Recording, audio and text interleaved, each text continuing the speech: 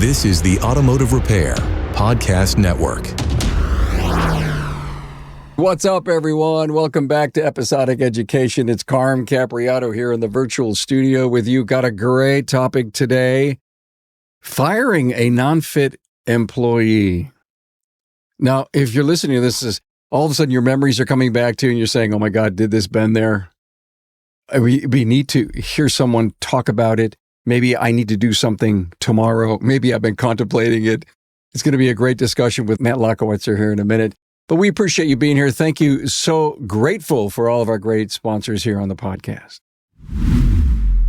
Are you looking to take your shop to the next level? With NAPA Auto Care, you can deliver unbeatable customer confidence through the peace of mind warranty. Learn how to upgrade your service and grow your business. Connect with your local NAPA rep today. Hey, for over 30 years, NAPA Trax has made selecting the right shop management system easy by offering the best, most comprehensive SMS in the industry. We'll prove to you that Trax is the single best shop management system in the business. Find NAPA Trax on the web at napatracs.com. So yeah, we've been doing this 11 years, Remarkable Results Radio, big part of the Automotive Repair Podcast Network, and we have a great app. I want you to get this thing. Absolutely, arpn.app. Get it, download it. You're going to have a blast with it. All the shows we produce every week are there, all the show notes. You can create your own playlist. Oh, I love this one. This is on leadership. I love this one on firing people and hiring people. You can keep them and you can share your episodes with friends. It is a blast. That's all I use to listen to our own shows because it's great because I listen to all the shows in the ARPN network. Can I introduce you to a friend of mine, Matt Lachowitzer? Hey, Matt. Hey. Good to see you. Well, we're going to talk about firing and non-fit employees. With 11 stores now, you've probably done your fair share of that, or if not, your HR person has. More than likely to be the HR now, but yes, I have. All right, let me tell you a little bit about Matt. He's been on the show before, but not for a while. Owner and founder of Matt's Automotive Center. I just found out, as of last Friday, 11 shops. I was going to introduce him and say 10. Fargo, Moorhead, North Dakota, and the Twin Cities out there, Minneapolis, Minnesota. 2009, two-bay garage. It sounds like a great story. Everybody started in a situation like that.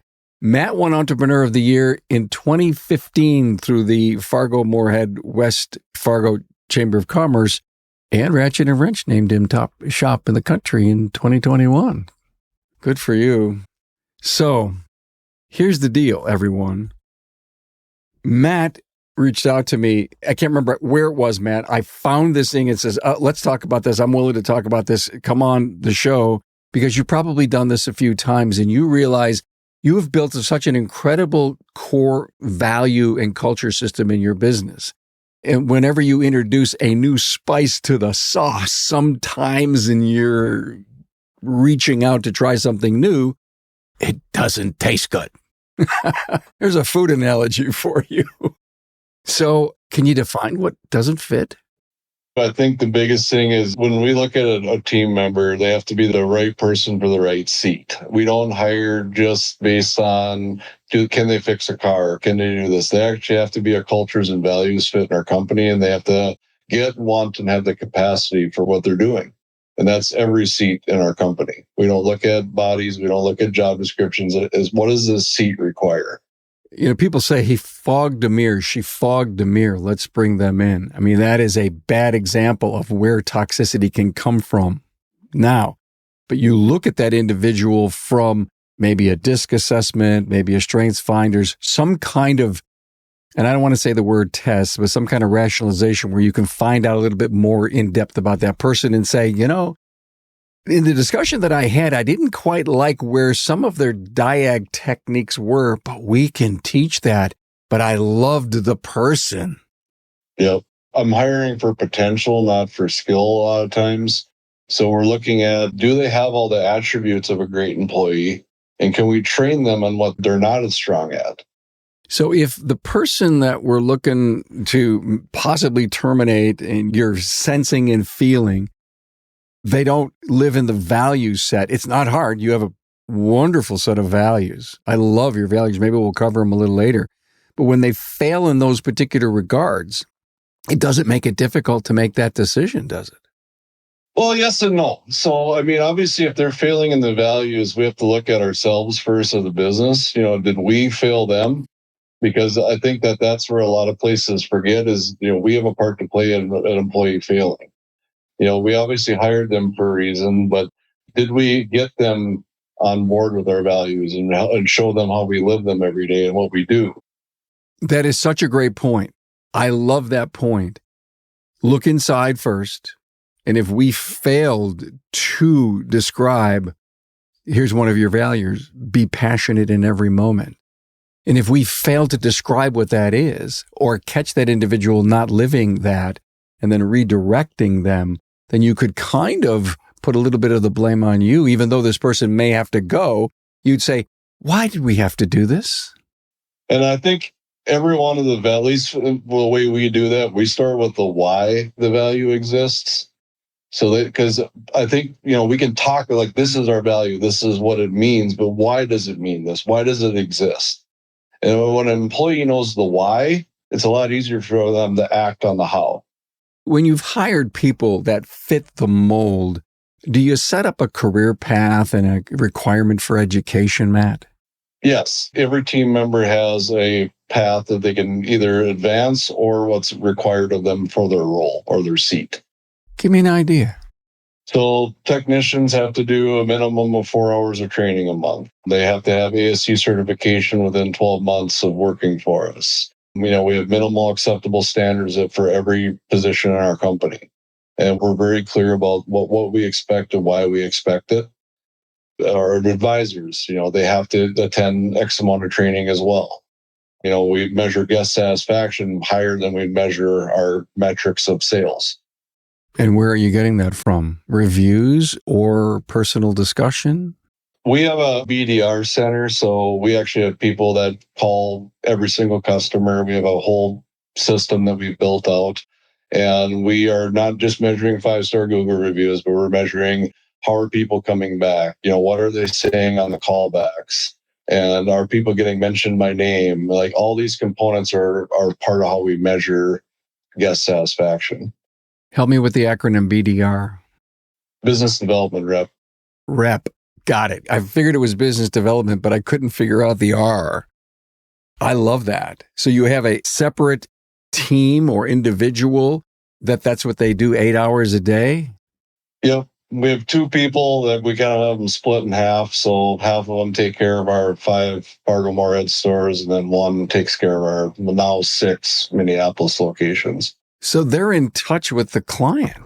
Before they even started this role, they were taught as service advisors, so they know exactly what the service advisor goes through from start to finish.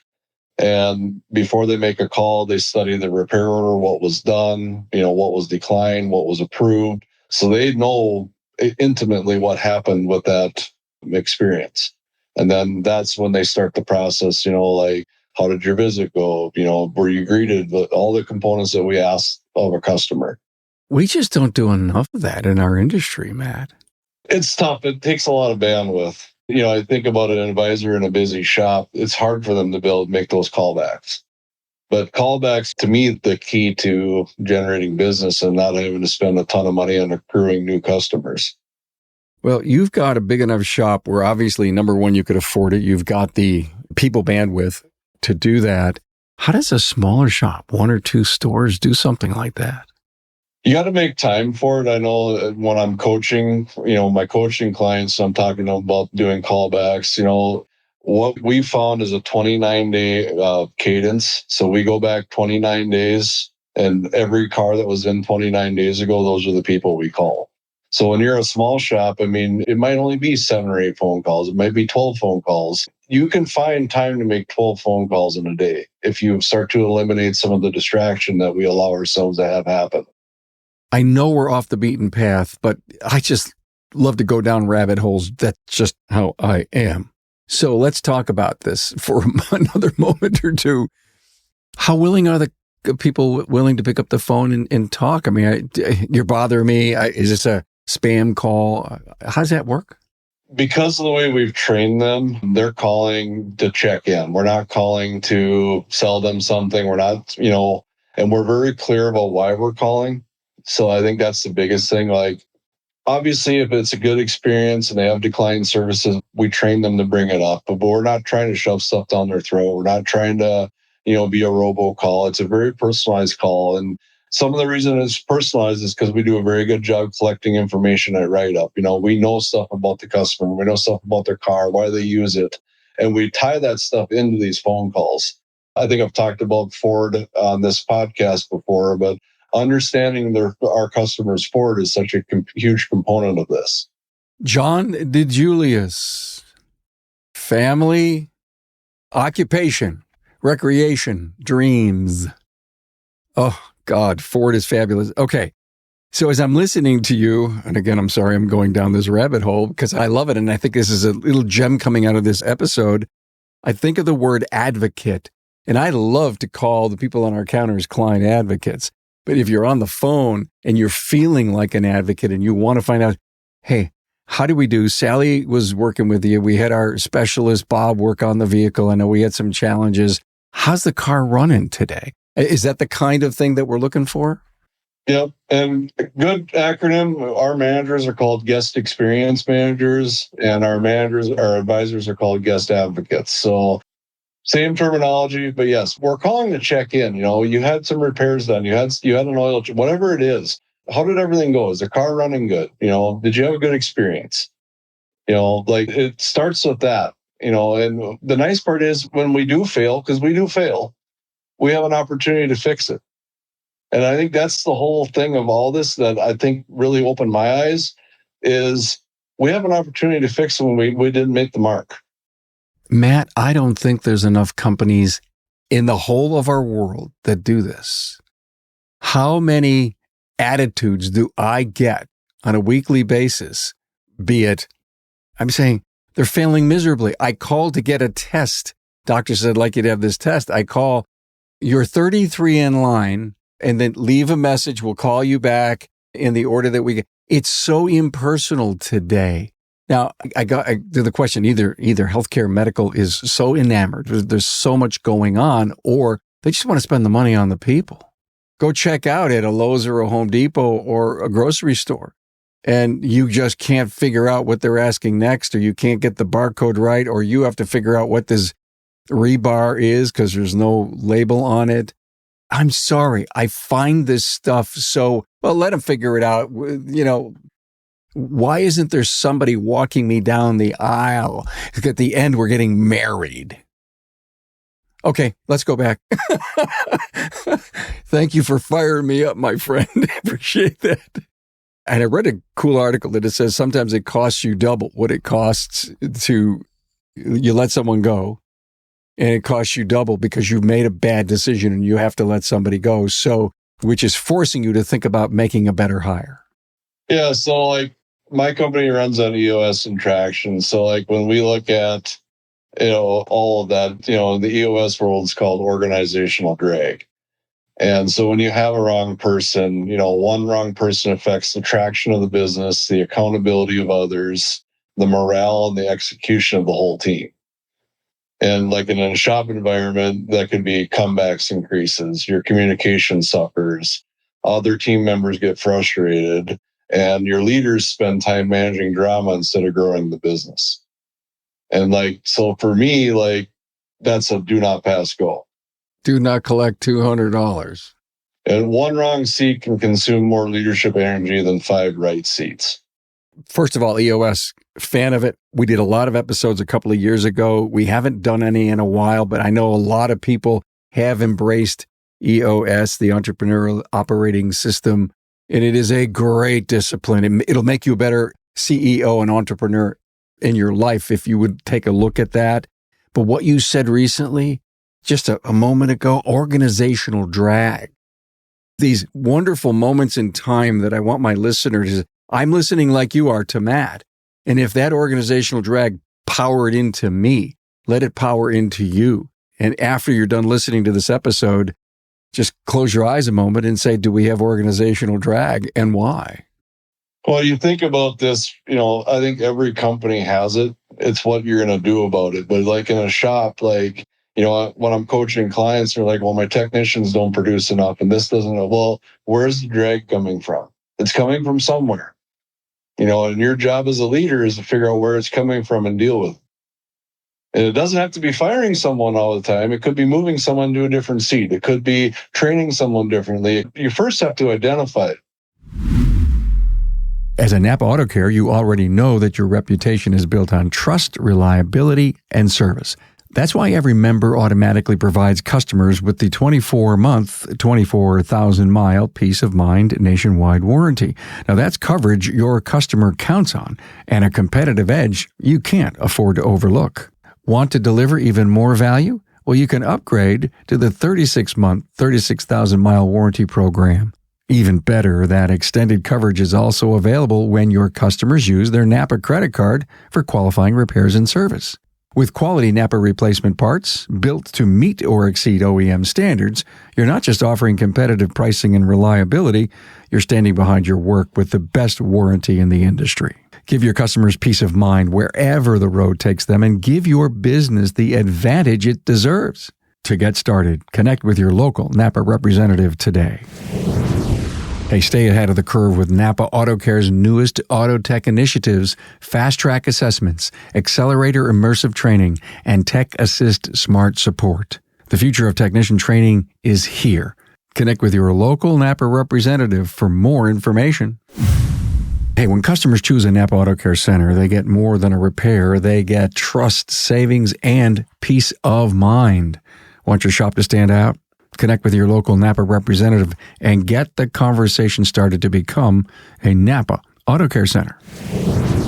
Hey, the technician shortage is real, but NAPA Auto Care has a solution at no cost to members. The NAPA Auto Care Apprentice Program builds tomorrow's technicians through a 2-year, 9-stage curriculum. Learn more at member.napaautocare.com or talk to your NAPA representative today. Let's face it, your shop management system is the single most important tool in your shop, period. NAPA Trax was built from the ground up to make your business more profitable and efficient. We provide an extensive set of tools to increase and track profitability in real time. NAPA Trax offers the industry's best post-sale support, hands down, and we train your people on site. Yep, on site. And we offer remote refresher training 10 times a week, and customer support is open 6 days a week. Give us a call, visit the website, or join our Facebook community today to learn more. We'll prove to you that Trax is the single best shop management system in the business. NAPA Trax is always customized and tailored for you, whether you're a one-man shop or a large multi-bay or multi-location company. After all, it's your shop, so it's your choice. Visit us on the web at NAPATrax, that's NAPATRACS.com. So you coach this client into stopping to think that all through. And then 2 months down the road, after they maybe have identified a fix, they never actually do it. And I'm not talking about termination. I'm talking about moving into a different seat. I'm talking about training. I'm talking about bringing baggage from home. And I know we have to tolerate some of that, Matt, but it would be awfully nice if we could learn how it fits into the value set, the core values of our business. Again, another very powerful thing. We're just not acting on it. Yeah, and I think this is universal. It doesn't have to be in the shop environment. This is just a business owner thing, but leadership, whether it's an owner or a leadership team, whatever it is, we get like paralysis when we wait too long. So like everyone usually knows what the problem is, or like they've identified it. The team around them sees what's happening. The leadership sees it. The employees often see it, but nobody acts on it. And usually by the time termination happens, it's usually not a surprise to anyone. And it's often a decision that like everyone's seen coming months ago. Okay, give me 1 minute to tell my story. And I've told this probably in the last 11 years. I may have told it 5 times over the course of thousands of episodes. That one day, and we're going back a whole bunch of years, my entire leadership team, all my stores, my district managers, my sales manager, they all came in my office. And it was one of those, this is going to hurt moments. And my number 2 guy in the company said to me, him or us. Now, I wasn't surprised, Matt, because I knew I had to do that, and I kept procrastinating, not realizing the impact of my procrastination on the rest of the team, knowing how could you tolerate that? I wasn't prepared to invest the time to find someone new. And that was my terrible mistake, and it was a wake-up call. I remember the cup of coffee on my desk. It was a life-changing moment for me, and almost people have to have them in order to shake them up. Yep, 100%. Ever happened to you? Oh, yeah. Yep. And that's the cool thing about when you identify this, you have to take emotion out of it. And like, if you have strong culture, strong values, and you make decisions off your values, it takes emotion out of making these decisions. And with that, like, your person you need to get rid of might be your top performer. And that's what scares a lot of people. And you have to be okay with, like, is this best for the whole company though? And so, like, this was probably about 12 years ago now, 12, 13 years ago. I had a tech, and he was a phenomenal tech. I mean, 80 hours a week, you get to take a loan out against it. But if he got in a fight with his kid or his wife or didn't agree with something, he would blow the shop up and nobody would get anything done for a week. And when I fired him, I didn't have someone to replace him. We had tried to coach through it and try to get him, to see what he was doing to the others. We let him go. The shop had a record week without his 80 hours the next week. And he hadn't been replaced yet. And that was like the big eye opener for me. Like, I have to protect the people that aren't doing these habits or aren't causing these things to happen in my company. The team wants you to act, and they're waiting on the sidelines for you to grow a set. That's about the best way to say it. This is the first time I've ever said that on the air. I can't believe it. But it's the truth, buddy. And I love your analogy that we beat last week's record, even though this individual was doing 80 hours. The point is when we stop to think about tolerating vacations in our company and we never miss a beat, why would we miss a beat if we let a toxic individual or a non-fit person go? Oh my God, I can't wait to come into work tomorrow. The excitement, the attitude. It changes. Like, it was interesting because, like, you said it right. Your employees, like my employees, were waiting for me to do this. I was scared to act because of what this technician produced. I knew what I needed to do, but I was scared because I'm like, how do I replace that production? So it put me in paralysis. But like, my employees knew that I knew I didn't need to do this. And it was after the fact when I did it, and they showed me what they could do without that person. And I'm like, oh my God, I'm so proud of you guys. And you're like, why didn't you do this before though? Like, we were capable of this. You just had to let this happen.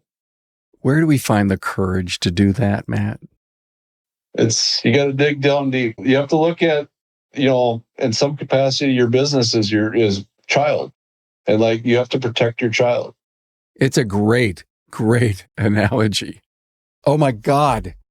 Stop for a moment to my listener and realize that you may be failing your business. And if you think about it being a child, you would not do that. You would not fail your child.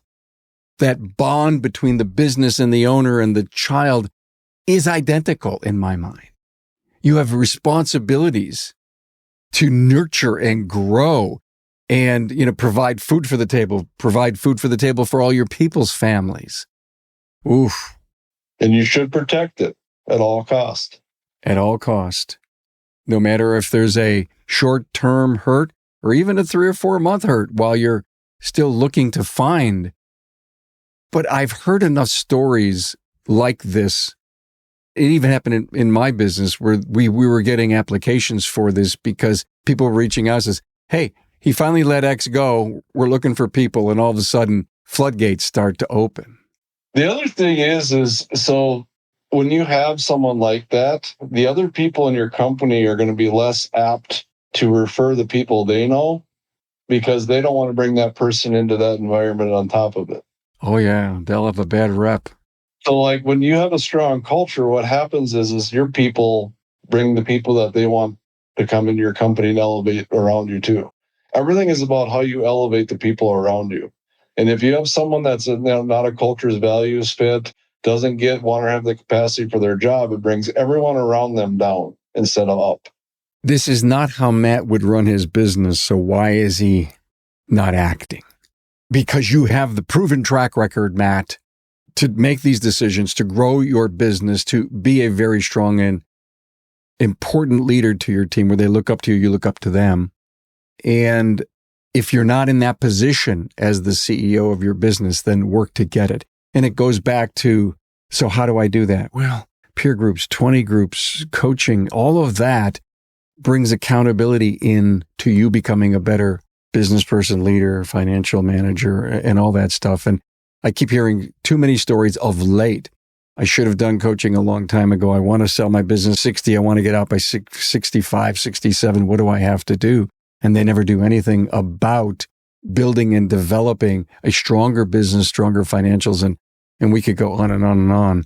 I always hope every time we turn on the mics and we get into the virtual studio, that's even if it's just one person listens to learn just one thing, but implements that one thing that they learned. Don't just come back, write it down mentally, write it down on a piece of paper and say, I got to do this and never do it. And I think all these things like coaching is phenomenal. Like I wish I would have actually invested in coaching. I didn't even know it was a thing when I was younger in business. I taught myself a lot by going to classes and reading. To me, reading is still the most powerful thing. Coaching is great and all these things, but listening to podcasts, reading, even if you listen to the book, as long as you can pay attention and see the message, there's so much knowledge. And then people have been through a lot of these things in other businesses. Auto repair is not different from anything else. And the fact that we're dealing with people, we're selling a product, and there's a million books out there that can help you. And if you take one message out of a book, it could change things for you. One message out of a podcast could change things for you. I think about book reading. I'm a book reader.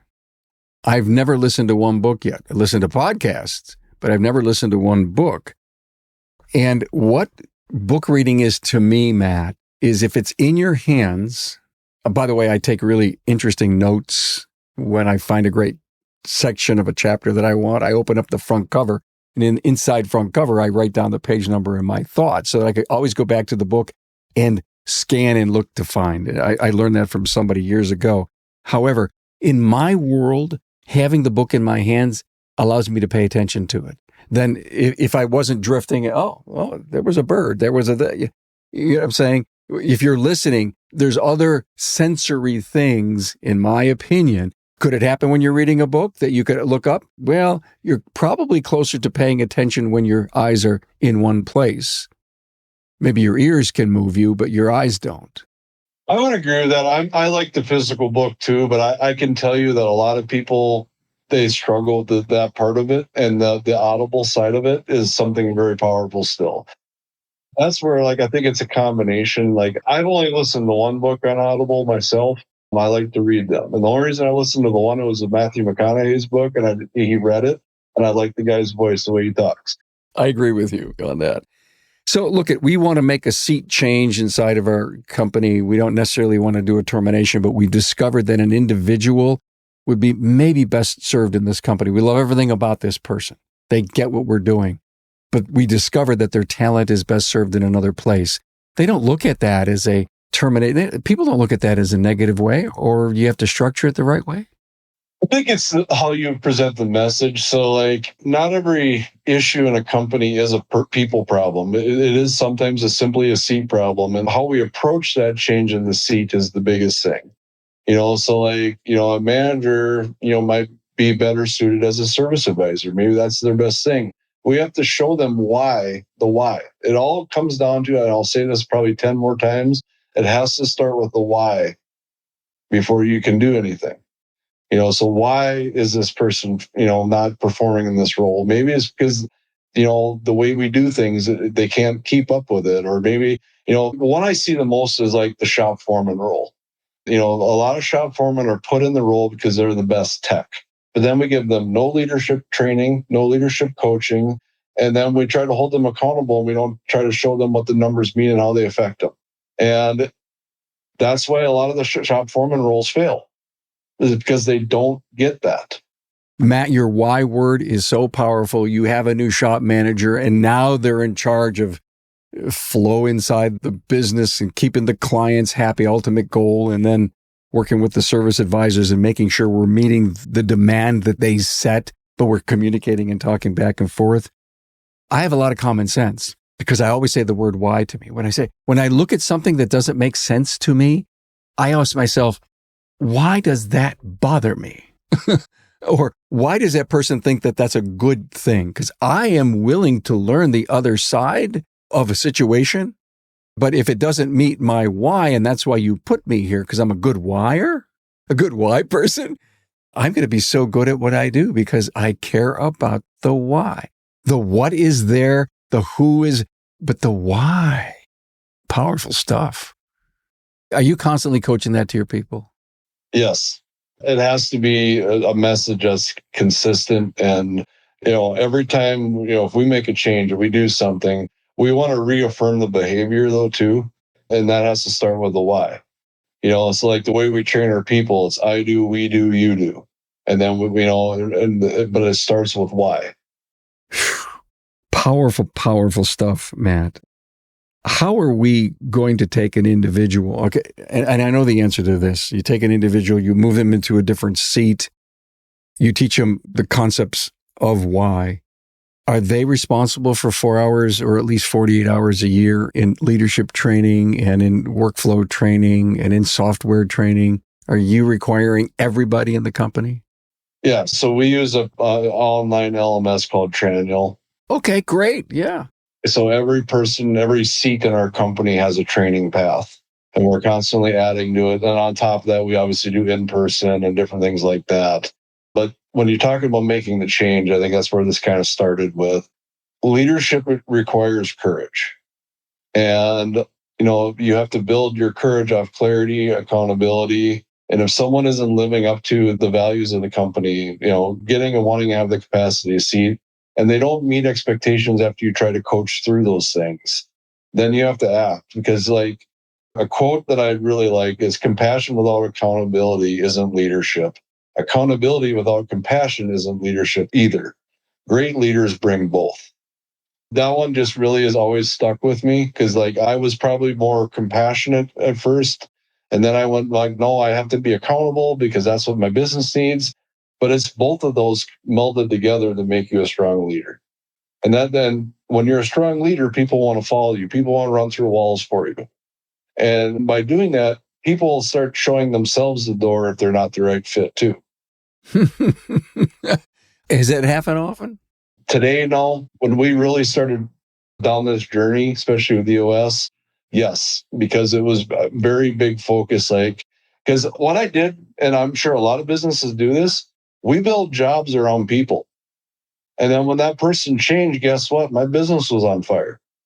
That was not sustainable for growth. So we looked at everything. What is this job and what does this seat require? And it doesn't matter who does it. It does, but it doesn't. Because the seat doesn't change no matter who's in it. Imagine you're on fire, you're doing all this great change, and an individual comes up to another person who is totally bought in. I mean, they are on fire. And another individual comes up to them and says, this is junk. This is no good. I don't like this. And the person says, well, then I guess you should leave. Because the person who said that is so bought in, so encouraged about what could be every day that we don't want Debbie Downers around. Yeah. One thing, too, is when we did this, we started at the bottom. We didn't start at the top. So when we really worked on how do we level up, we had to start at the bottom because our guest experience is only as good as our weakest link. So we started at the bottom instead of the top-down leadership. It's a great idea. How did the team take it? Really, really well. Because they seen that we were trying to invest and really level up the people at the bottom. When that person leveled up, they pushed the person that was in their spot up a level too. Leading from the bottom up, you're actually letting the people at the bottom push the people up the ladder. And it creates like an accountability ladder almost of like, hey, like I'm rising, you need to rise so I can take your spot or I can get into these roles. And that's where having like the clear job paths and all these things are a big part of that too. How do you get from a C-level tech to a B-level tech or whatever you want to call it? Like how do you climb that ladder? What's expected of you? And what do you need from us to help you do that?